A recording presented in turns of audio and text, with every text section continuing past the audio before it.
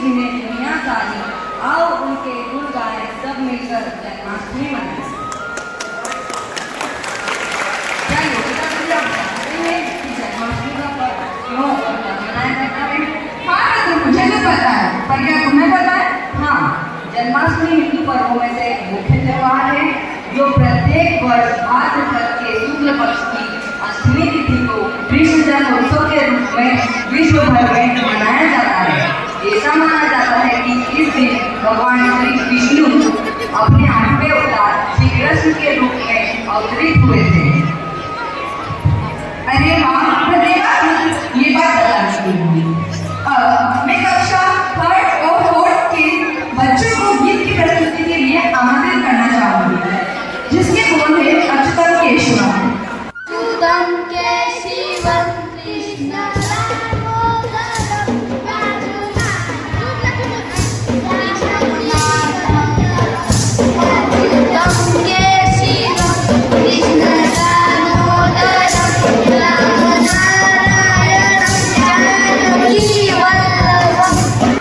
गीता के इन 700 श्लोकों के माध्यम से आज हमारे विद्यालय में चारों हाउस के द्वारा जो प्रस्तुति दी जा रही है उसमें हमको यह बताया जाएगा कि किस प्रकार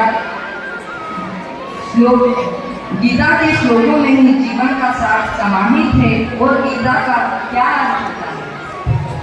धन्यवाद इस जानकारी के लिए। हमारे आज के गीता श्लोकों के निरीक्षक हैं संचालक महोदय, प्राचार्य महोदय, उप प्राचार्य महोदया एवं मेघा चावला मैम। अब हम हमारे कार्यक्रम की बेला को आगे बढ़ाते हैं। धर्म, वीरता और ज्ञान सब मौन हुए। भरी सभा में व्यक्तियों ने किया उपहास था। द्रौपदी की लाश को बचाने कृष्ण आ गए, पर निर्वस्त्र हो गया वीरता का इतिहास था। निर्वस्त्र हो गया वीरता का इतिहास था। इसीलिए साथ में बुलाना चाहूंगी अरावली हाउस को, जो आए और द्रौपदी श्रीधरण के ऊपर अपनी प्रस्तुति दे।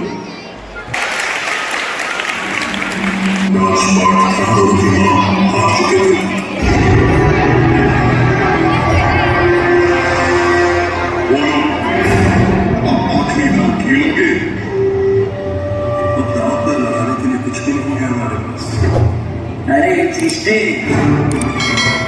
अभी तो दुनिया की सबसे मूल्यवान वस्तु बची हुई है तुम्हारे पास।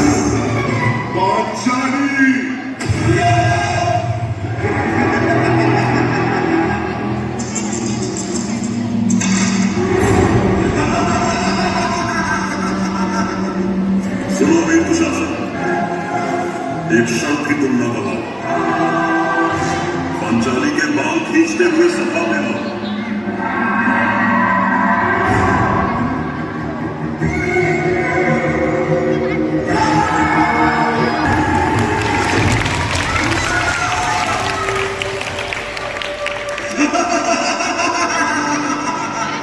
जरा मुख तो दिखाओ पांचाली, हम भी तो देखें तुम्हारे चेहरे से अहंकार टुकड़ा की नहीं। तेरी छाती के रक्त से अपने कानों पर बोलती है। कैसा ये धर्म है जिसमें ज्ञानी क्षत्रिय के हाथ का बंधन है? कैसी ये सभा है जिसमें द्रौपदी का स्वाभिमान लज्जित, जहाँ सब मत करेंगे वहाँ मेरा सत्ता, मेरा दर्शन है, मेरी रक्षा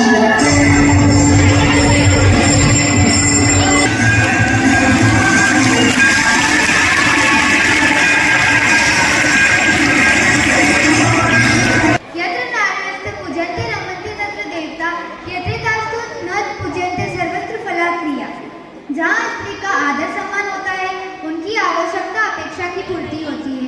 उस समाज में परिवार में देवतागण प्रसन्न रहते हैं, किंतु आज हम देखते हैं कि नारी का हर जगह अपमान हो रहा है। उसे भोग की वस्तु समझकर उसका इस्तेमाल किया जा रहा है। हे पार्थ, शस्त्र उठा, मोमबत्ती नहीं। पता नहीं कौन हमें मोमबत्ती पकड़ना सिखा गया, वरना नारी के सम्मान के लिए महाभारत और लंका दहन की संस्कृति थी हमारी। सुनो स्त्रियों, उठा लो शस्त्र, क्योंकि अब न आएंगे गोविंदा। नारी का सम्मान न करने का एक ही अंत है, महाभारत।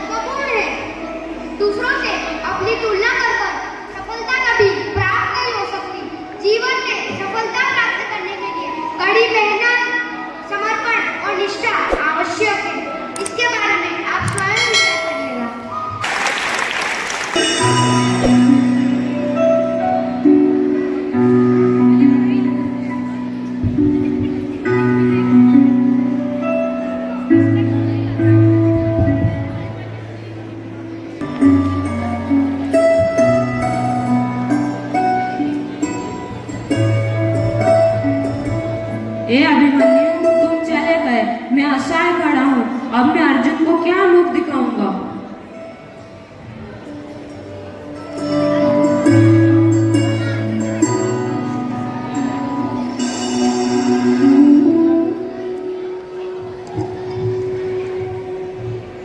अभिमन्यु, अभिमन्यु, मेरे पुत्र अपने नेत्र खोलो, मेरे पुत्र अपने नेत्र खोलो। हे वासुदेव, ये तेरा कैसा अन्याय है?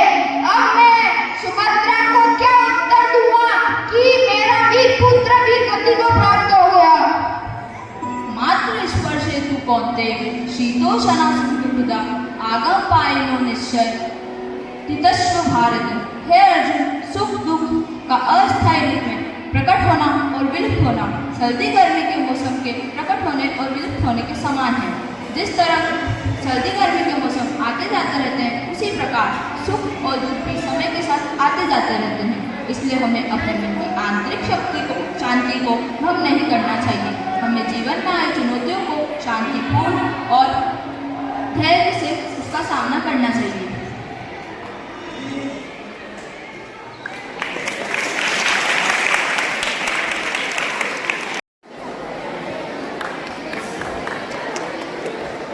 महाभारत एक ऐसा युद्ध जिसमें धर्म के सामने अधर्म खड़ा हुआ, भाई के सामने भाई शस्त्र लेकर खड़ा हुआ। निर्णय होगा अब कि कौन पहनेगा मुकुट और कौन झुकाएगा सिर। अब चल पड़ा सारथी कृष्ण का रथ और बरसेंगे अर्जुन के तीर।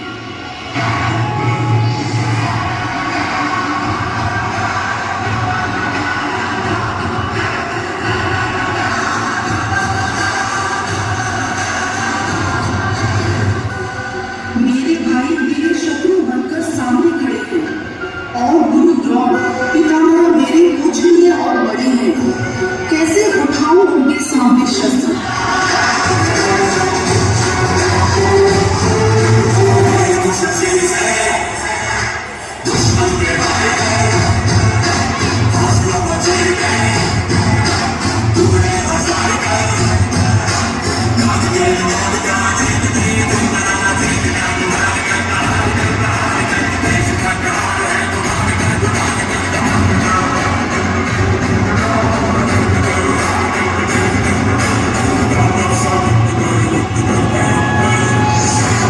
हे अर्जुन, मिटा दो हर संदेह, मिलेगा हर प्रश्न का उत्तर तेरा। दिव्य दृष्टि प्रदान करता हूँ मैं, देखो अब विश्व रूप मेरा।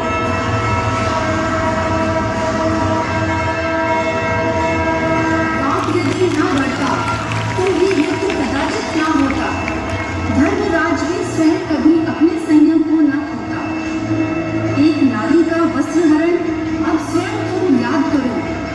छोड़ दो रिश्तों की डोर और अधर्मियों का नाश करो।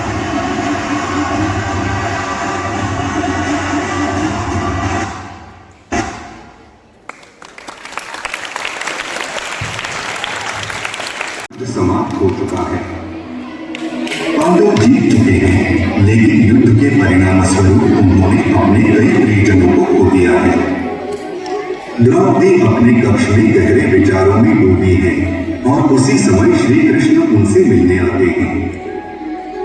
हे सखी, क्यों इतनी चिंता में हो? युद्ध तो समाप्त हो गया है और धर्म की विजय हुई है। अब तुम्हारे दुख पर यह चिंता कैसी? हे माधव, धर्म की विजय तो हुई, परंतु मैं अपनों को खो चुकी हूँ। मेरे पुत्र, मेरे भाई, यह विजय किस काम की जब मेरे प्रियजन अब इस संसार में नहीं रहे? सखी, मैं तुम्हारे दुख को समझता हूँ। ये युद्ध केवल बाहरी नहीं, बल्कि भीतर भी एक संघर्ष था। तुम्हारा हृदय पीड़ित है और यह स्वाभाविक है, लेकिन याद रखना, तुमने सदा धर्म और सत्य का साथ दिया है। तुम्हारी शक्ति और धैर्य ने पांडवों को इस विजय तक पहुंचाया है। माधव, तुम सदा मेरे संबंध रहे हो। जब भी मैं टूटी, तुमने मुझे सहारा दिया, परंतु इस बार ये दुख इतना गहरा है कि मैं खुद को संभाल नहीं पा रही हूँ। क्या इस संसार में न्याय सच्चाई से परे है? हे सखी, ये संसार माया है और इसमें न्याय और अन्याय का खेल अनंत है। तुमने जो कष्ट सहे वो तुम्हारी आत्मा की परीक्षा थी, लेकिन यह मत भूलो कि तुम्हारी सहनशीलता और साहस ने इतिहास बदल दिया है। तुम्हारे तुम्हारे संघर्ष ने धर्म की जड़ें और भी मजबूत की हैं। माधव, तुम्हारे शब्द सदा मेरे हृदय को सांत्वना देते हैं। तुम्हारे बिना मैं ये सब कैसे सहन कर पाती? तुम्हारी मित्रता मेरे लिए अनमोल है। तुमने मुझे कभी अकेला महसूस नहीं होने दिया। सखी, मित्रता का अर्थ ही यही है। जब भी तुमने पुकारा, मैं सदा तुम्हारे पास रहा। ये जन्म जन्मांतर का बंधन है। हमारी मित्रता उस धागे की तरह है जो कभी टूट नहीं सकता। और मैं भी तुम्हारी मित्रता के लिए कृतज्ञ हूँ, क्योंकि तुमने भी मुझे सदा सही राह दिखाई है। माधव, मुझे गर्व है कि तुम मेरे मित्र हो। तुम्हारी संगति ने मुझे सिखाया कि जीवन में चाहे कितनी भी कठिनाई क्यों न आए, सच्चे मित्रों का साथ हमें सदा सही दिशा में ले जाएगा।